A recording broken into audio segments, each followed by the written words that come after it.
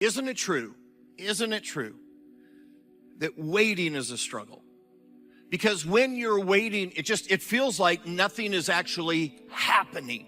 How is there any advantage to this? How is this in any way beneficial to me to be waiting? And waiting is incredibly hard. It's hard because when we wait for a very long time, sometimes it can make you feel like, has God forgotten about me? And over time, you begin to think waiting is bad. It doesn't produce anything good for me. Is it possible that the reason that waiting is so frustrating is that we haven't looked at waiting the right way? That you and I are absolutely focused on the destination. Hey, God, this is the thing you need to do. This is the thing that needs to be accomplished in my life. This is the goal that we've got to get to. Is it possible that you and I are so focused on the destination and that God is actually focused on you and me becoming? And it's not about getting there. It's about what happens on the journey. If you spend your life chasing destinations, hey, I can't wait until I accomplish that. I can't wait until I have enough. I can't wait. If you spend your life chasing destinations, you will constantly struggle with God. Because with God, it's not about the destination. It's about who you're becoming on the way. And guys, here's how you'll know if this is a struggle in your life or not. When you pray, do you pray, hey, God, if you could just give me a better house, and God, if I could just get the promotion, and God, if I could just stop being sick? Do you spend more time praying about the destination than becoming like the Son? While I'm waiting, what are you doing in me? What do you see in me that needs to be strengthened? What do you see in me that needs to go? What do you see in me that needs to be equipped? What do you pray for? It's going to tell you whether or not you're chasing the destination or you're focused on who you're becoming. Most of us here would say, I trust God.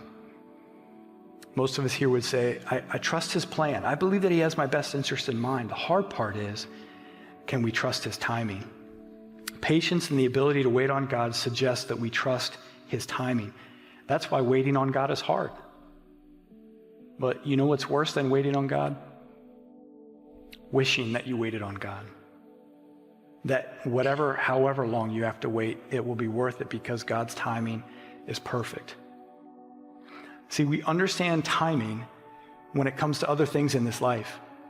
You put cookies in the oven and they're supposed to take 20 minutes and you take them out after 5, they're not ready yet.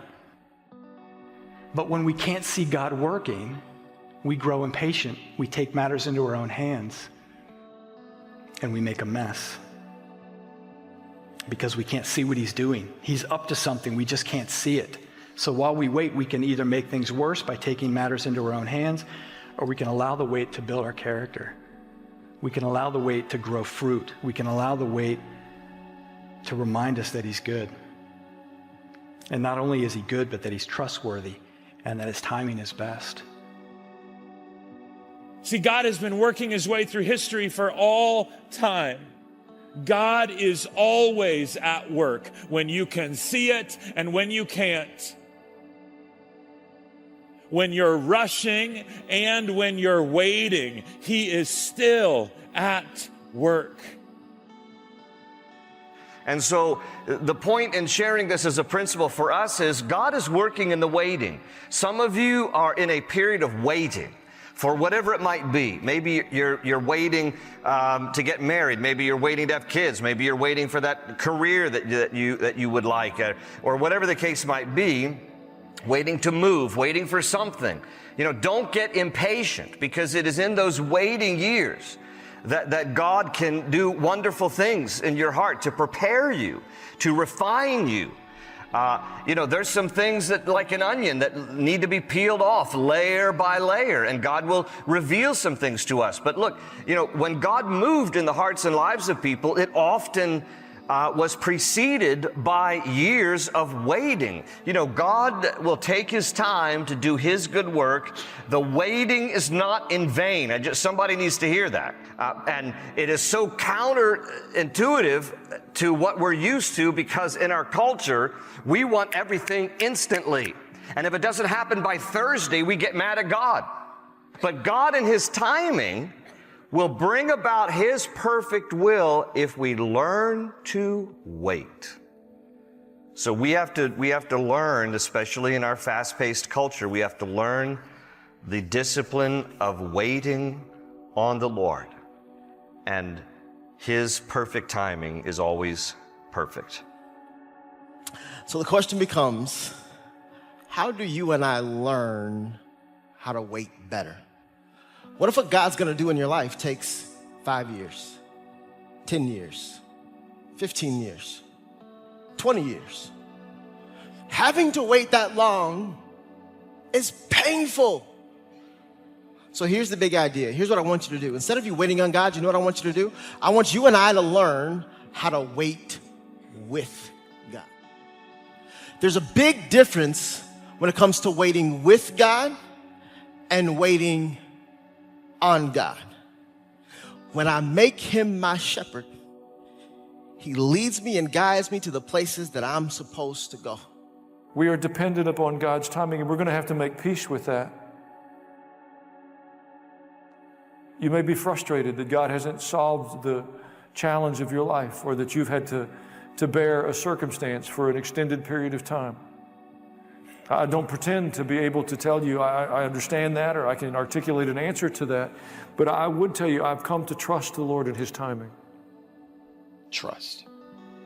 He wants you to trust him.